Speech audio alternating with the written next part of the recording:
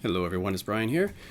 You may be aware that Chris Profi over at the Musically Obsessed YouTube channel produces a lot of videos, so much so that I sometimes miss them in the avalanche of videos that appear in my feed. So I missed his video on his five favorite instrumental tracks, but I did see Mike MGK Boston produce a video about five great instrumental tracks. So I have a few here, five here that I want to go through. So this is actually quite easy for me because I had once made a playlist of 40 or 50 instrumental tracks that I like. So that was the knowledge base for this video. I left out artists in this case who are known to be producers of a lot of instrumental music. So for example, Brian Eno, who has done tons of instrumental tracks in addition to vocal tracks.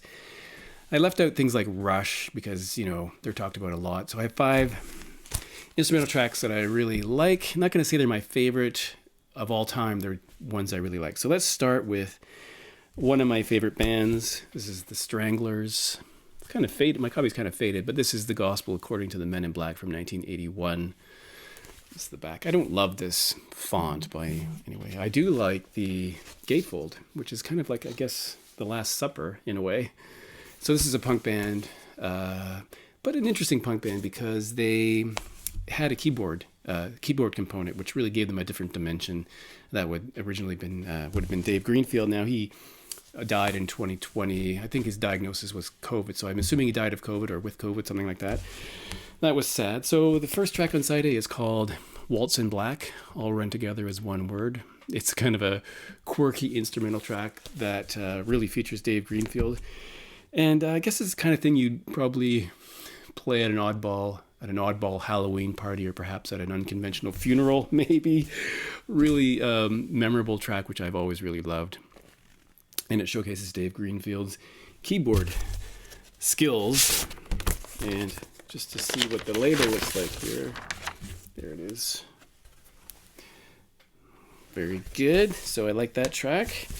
So we'll move now to the second choice I have here is from 1985 from a band called Love and Rockets. I know I just recently mentioned them in a different video, but this is Seventh Dream of Teenage Heaven.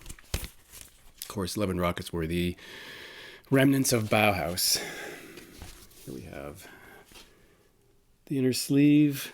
A really cool band. I saw this band in concert I wish I could remember when it was, but I did see them in concert. Now, the last track on side 2, Saudade, I think it's pronounced saudades. I looked it up, and maybe I got it wrong, but it's a Portuguese word that means melancholic longing or yearning.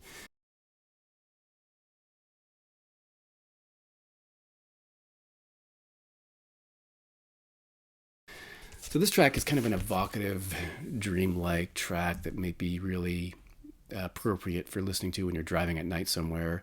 Has a really good acoustic guitar, kind of a strings arrangement at points. It sounds really great. And my lighting here is pretty bad, but maybe that's way, I don't know, you can't really see the labels very well. It's dark. Really great track, which I quite like. And, as you know, I live in Canada, so I thought I would include a Canadian artist. So I've chosen a Montreal synth pop band, primarily from the 80s, called Rational Youth. And this is their first record from 82 called Cold War Nightlife. They did reform, I think, sometime in the 2000s, but I don't know if they're still performing. I did see this band in concert too, way back when. First track on side 2 is called Le Milieu des Mondes, which I think means middle of the world. It has a certainly electronic piece of music with some synthy sounds. It has a bit of an ambient feel, if that makes any sense. It has kind of like some percussive, or I'm not even sure I can describe the song quite right, but I always thought it was really interesting, an interesting track. And that's why I included it. Maybe some people know Rational Youth. Kind of interesting band. I think their biggest hit was, I don't know if it's even a hit. It was called Saturdays in Silesia. It was a pretty popular track, at least here. And then for the next one, I chose a goth band called the Sisters of Mercy. This is the 12-inch single for Alice. So we have Alice, Floor Show, and Phantom. So I like this band.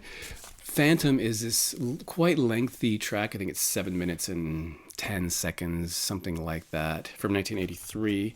It appears here. It's also on, I guess, some compilations. It's a really hypnotic track in some ways. It starts with repetitive percussion. Here is the Great Merciful Release label. And the tracks on here. So, it doesn't give the length, but I'm pretty sure it was 7 minutes and 10 or so seconds.